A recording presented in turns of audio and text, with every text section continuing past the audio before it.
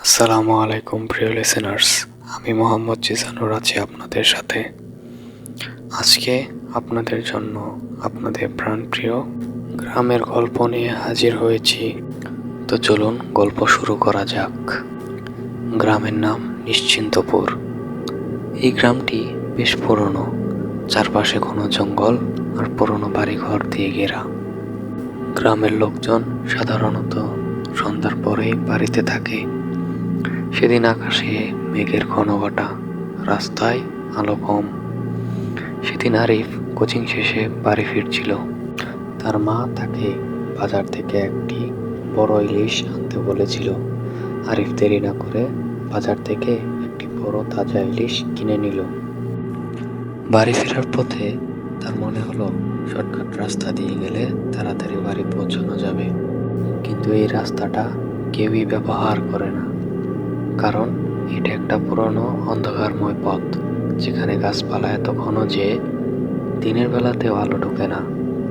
তবু আরিফ ভাবলো, একবার দেখি না কি হয়। সে রাস্তাটা ধরল। পথটা খুবই নিস্তব্ধ, শুধু পাতার মর্মর শব্দ আর দূর থেকে পাখির ডাক। হঠাৎ তার পিছনে একটি অস্বস্তিকর অনুভূতি হলো, যেন কেউ তাকে অনুসরণ করছে। সে পিছনে তাকালো, কিন্তু কাউকে দেখতে পেল না। এরপর আবার সে চলতে শুরু করলো। এবার পিছন থেকে একটা স্পষ্ট শব্দ শুনতে পেল, কেউ যেন তার পিছনে হাঁটছে। সে দ্রুত হাঁটতে লাগলো, কিন্তু শব্দটা আরো কাছে আসতে লাগলো। হঠাৎ একটা ঠান্ডা হাওয়া তার গায়ে লাগলো, আর একটা কর্কশ কণ্ঠস্বরে শুনতে পেল, We must দিয়ে আমাকে।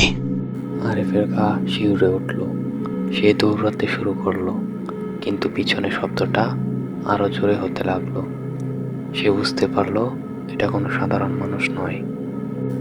দৌড়াতে দৌড়াতে আরিফ একসময় তার বাসায় পৌঁছে যায়। কিন্তু আরিফ বাসায় এসেই একটা চিৎকার দিয়ে অজ্ঞান হয়ে যায়। আরিফের জ্ঞান ফেরার পর থেকে সবাই তাকে ঘিরে বসে আছে, আর সবাই জানতে চায় সে কেন চিৎকার করেছিল। এবার আরিফ সব ঘটনা খুলে বলে সবাইকে, সেই শর্টকাট রাস্তায় যা যা ঘটেছিল। আরিফ দৌড়ে বাসায় আসার পর তাড়াতাড়ি তার মাকে ডাক দিতে যাবে, ঠিক এই সময় তার চোখ যায় তাদের বাসার চালের ওপর। সে দেখতে পায় তাদের বাসার চালের ওপর একটা চিকন লিকলিকে অবয়ব বসে আছে। তার গায়ের রং কালো কুচকুচে, মুখটা বিড়ালের মতো, চোখ দুটো লাল বর্ণের, আর দাঁতগুলো সূচালো। এই অবয়বটা তার দিকে তাকিয়ে মুচকি হাসছে, আর ইশারায় মাছটা চাচ্ছে। এই অবয়বের হাসিটা এতটা ভয়ঙ্কর ছিল যে আরিফ দেখে চিৎকার দিয়ে অজ্ঞান হয়ে যায়। এরপর তার বাসার সবাই তাদের মসজিদের ইমামকে ডেকে পাঠান। ইমাম সাহেব তাকে চারপুক দিয়ে চলে যান এবং রাতে একা বের হতে না করেন। তারপর আরিফের সাথে 2-3 দিন কোনো ঘটনা ঘটেনি। চতুর্থ দিন তার সাথে ঘটে যায় এক ভয়ঙ্কর ঘটনা। সেদিন আরিফ রাতে বের হয় ওয়াশরুমে যাবে বলে। বৃষ্টির দিন, বিদ্যুৎ ছিল না, তাই সে টর্চ লাইট নিয়ে যায়। তার মা তার সাথে আসতে চাইলে আরিফ বাধা দেয় এবং সে একাই চলে যায়। এবার আরিফের মা আরিফের চিৎকারের আওয়াজ শুনে দৌড়ে বেরিয়ে আসে, আর দেখতে পায় সেখানে শুধু টর্চ লাইট পড়ে আছে। আরিফের মা তাড়াতাড়ি আশেপাশের মানুষ জড়ো করে এবং মশাল, লাঠি সোঁটা নিয়ে আরিফকে খুঁজতে যায়। সবাই অনেক খোঁজাখুঁজির পর আরিফকে খুঁজে পায় সেই পরিত্যক্ত শর্টকাট রাস্তায়। তার শরীরে অনেক আঁচড়ের দাগ, রক্তাক্ত, এবং অজ্ঞান অবস্থায় তাকে পাওয়া যায়। সবাই তাকে বাসায় নিয়ে আসে এবং তার জ্ঞান ফেরার অপেক্ষা করতে থাকে। আরিফের জ্ঞান ফিরলে সবাই জানতে চায় কি হয়েছিল তার সাথে। এবার আরিফ যা বলল সবার কলিজা কেঁপে ওঠে। আরিফ জানায় সে ওয়াশরুমে যাওয়ার সময় দেখতে পায় তাদের বাথরুমের পিছন থেকে সেই অবয়বটি বের হয়ে তার দিকে এক ভয়ঙ্কর হাসি দেয়। আরিফ দৌড় দেওয়ার আগেই অবয়বটি তার ওপর ঝাঁপিয়ে পড়ে এবং বড় বড় নখ দিয়ে তার শরীরে আঁচড় দিতে থাকে। একসময় তাকে টেনে নিয়ে যায় সেই শর্টকাট পরিত্যক্ত রাস্তার দিকে। এরপর তার আর কিছুই মনে নেই। এবার আরিফের পরিবার বিষয়টা শক্তভাবে আমলে নেয় এবং ভালো কবিরাজ খুঁজতে শুরু করে। আরিফের মামা একজন ভালো কবিরাজের সন্ধান পায়।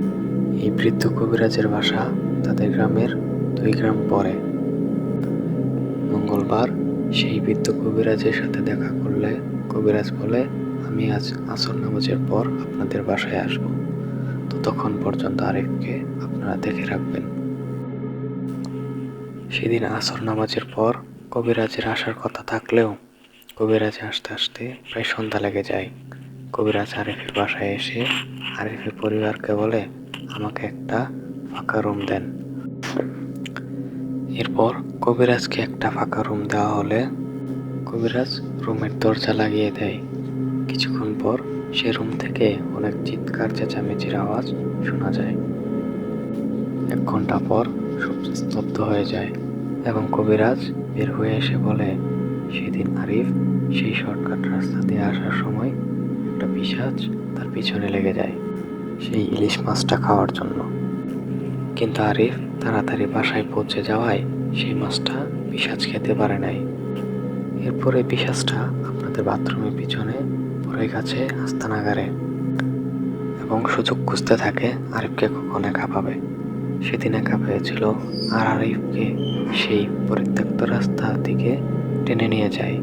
কিন্তু আপনারা সেদিন পরিত্যক্ত রাস্তায় এসে পড়ায় পিশাচটা আরিফের বেশি ক্ষতি করতে পারে নাই।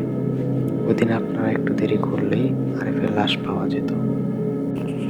এরপর এই কবিরাজ সেই পিশাচটার সাথে কি করেছে আজ পর্যন্ত জানা যায়নি। আর আরিফের সাথেও কোনো ঘটনা ঘটেনি।